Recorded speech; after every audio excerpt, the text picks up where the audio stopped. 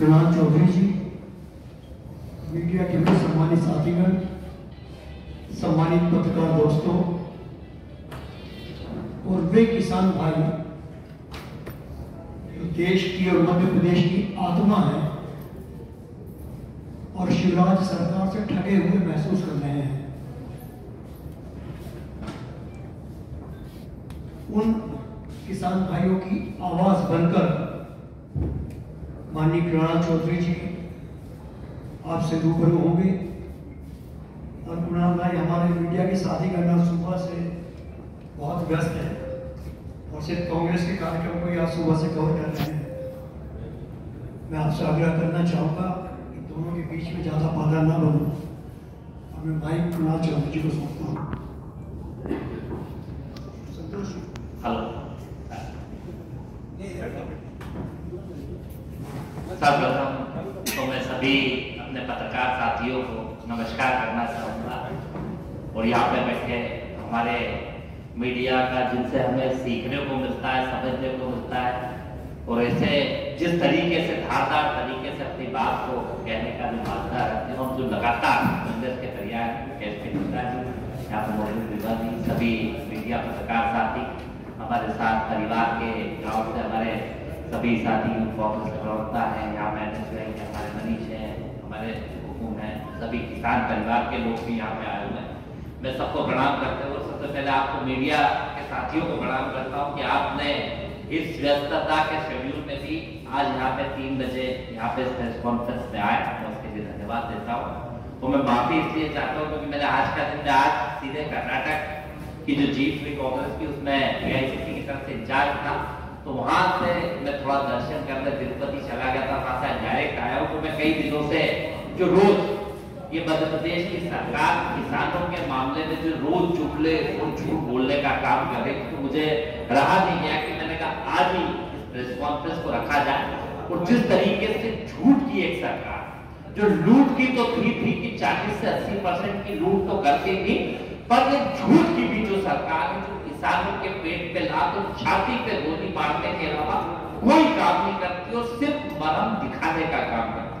पिछली press conference में भी मैंने एक बात कही थी कि शिवराज जी की किताबों में किसानों के मौसम गुलाबी, गांव के मौसम गुलाबी, पर ये आंकड़े किताबी हैं और आंकड़े झूठे।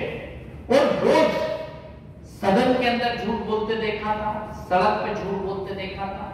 आज रोज जो कैबिनेट की बातें आती है, कैबिनेट की ब्रीफिंग आती है, उसमें 1,30,650 प्लस 62,100 मतलब कितना हो गया ये 1,90,000 का इनका कर्जा माफ हुआ कि नहीं? ये इनकी डायरी भी जो सोसाइटी की डायरी रखी है और उसके बाद कर्जा माफ हुआ क्योंकि कई सालों से भर नहीं पा रहे थे। किस कारण नहीं भर पा रहे थे? बीजेपी की कुशासन की नीतियों के कारण।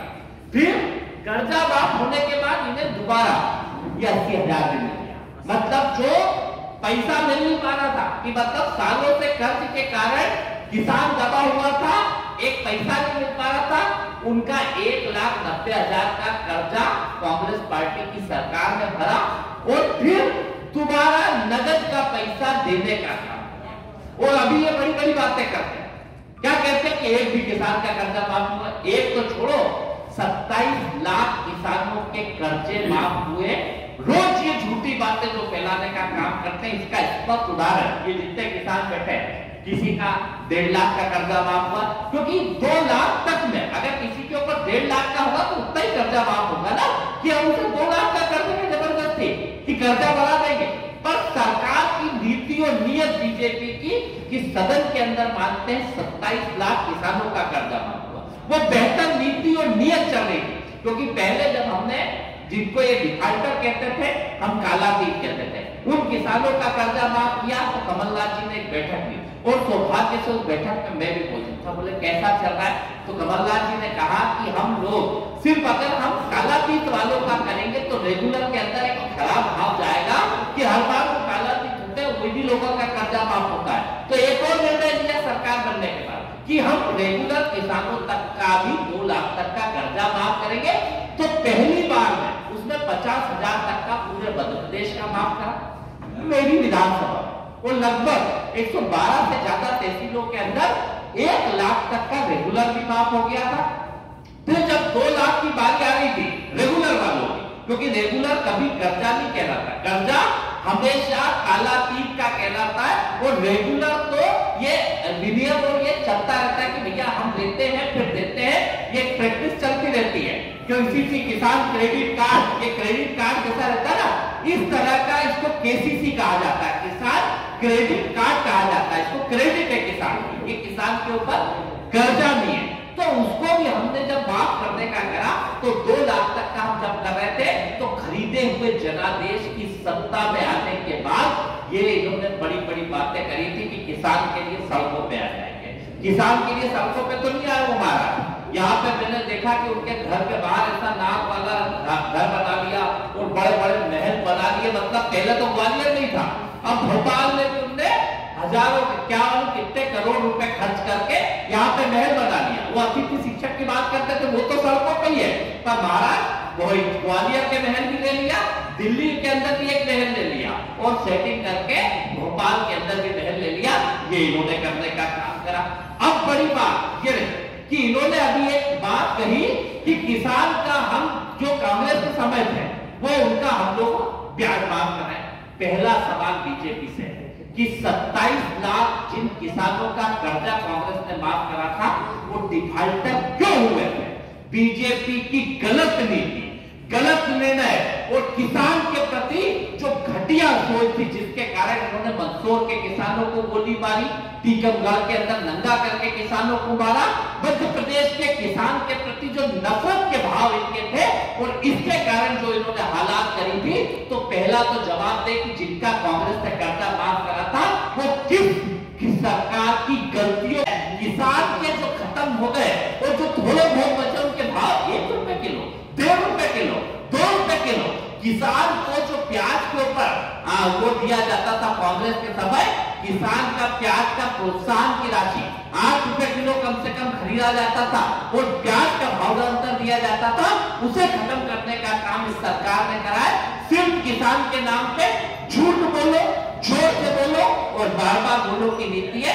स्पष्ट है, हमारी मांग है कि किसान के नाम पे वापस ये कहीं घोटाला तो नहीं करना जो ये कह रहे हैं कि हम ब्याज माफ करें। ब्याज माफ किसका करें? मतलब ये एक बड़ा सवाल इसलिए भी उठता है, वो कह रहे हैं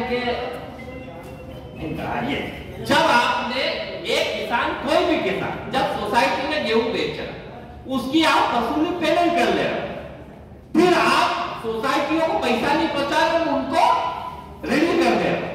मतलब सरकार खुद जानबूझ के ऋणी बनाती है, फिर बंदरबाट करने का काम करती है और फिर इधर उधर की बातें करती है कि हम ब्याज माफ करेंगे। और एक भी राष्ट्रीयकृत बैंक के लिए इनका कोई ऑर्डर नहीं। इनकी कैबिनेट की यह हालत हो गई है कि कैबिनेट में आज तक एक भी इनका निर्णय ना तो ठीक होता है और होता है तो उसके आदेश कभी नहीं निकलते। जैसे इन्होंने किसान के गेहूं की कीमत कहा था कि हम डबल कर देंगे, 3000 रुपए कुंटल मांग लो तो सदन से सस्पेंड कर देंगे, 100 पे मांगो तो डंडे मारने का काम करेंगे। मेरा निवेदन है मीडिया के माध्यम से कि आम जनता सुने कि किसान का शोषण भारतीय जनता पार्टी की सरकार कर रही है, सिर्फ किसान का नाम जपने का काम कर रही है।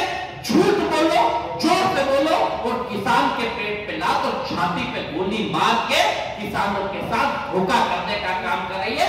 जो सवाल हमारे बीजेपी से है, एक तो व्हाइट पेपर दे कि कितने किसानों का ब्याज माफ करा, वो जिनको कालातीत हम कहते हैं वो डिफाल्टर बीजेपी कहती है, वो कालातीत कैसे हुए, किस तारीख को हुए, किसकी सरकार में हुए, किसकी नीतियों के कारण हुए। और पहले भी जिन 27 लाख किसानों का कर्जा हमने माफ करा था, उनको कालातीत करने का बात जो बीजेपी ने करा था, वो क्यों करा था, किस लिए करा था, इसका जवाब बीजेपी देने का काम करे। वो रोज किसान के नाम पे बड़े बड़े विज्ञापन की जगह किसान को राहत देने का काम ये सरकार करे कि किसान के नाम पे झूठ बोलना और बार बार बोलना ये सरकार बंद करे। इनसे पिताजी शांत हो गए, वो कर्जा भरवा दिया। बैंकों ने कहा कि आपको अब इस सरकार ने एक नीति निकाली कि ये अब सोसाइटी ने 1.5 लाख रुपए नकद भरे, जैसे तैसे कहीं से लाके भरने का काम। अब सरकार क्या कह रही है, आपको पैसा नहीं मिलेगा क्योंकि आपका दूसरी बैंक के अंदर केसीसी बना हुआ। क्यों भैया? जब पिताजी का खाता चालू था, पिताजी का खाता आपने भरवाया, वो अब खाद कहां चला? क्योंकि सोसाइटी जब तक नहीं होगी तब तक खाद को इनको कहां से लाएंगे? ये बात 1 साल हो गए जिस तरीके से ये शोषण की नीति भारतीय जनता पार्टी की सरकार की है, और इसका जीता जागता उदाहरण किया। और सब किसान बैठे रहे, कर्जे सबके नाम हुए कि नहीं हुए? कितने हुए? 1,92,000। पूछ लेना जो भी मंत्री जी कहते थे ना, एक किसान ला रहे तो बोलोगे तो मैं घर भी लेके चले जाऊंगा। उसका पूछ लेना कब आना, किस तारीख को है। ये सब किसानों के ये 1 लाख इनके नाम हुए, और फिर वापस इन्हें कर्जदार बना है ना। ये इनका 1,43,000 हुआ। 1 लाख। अब आप कहते थे ना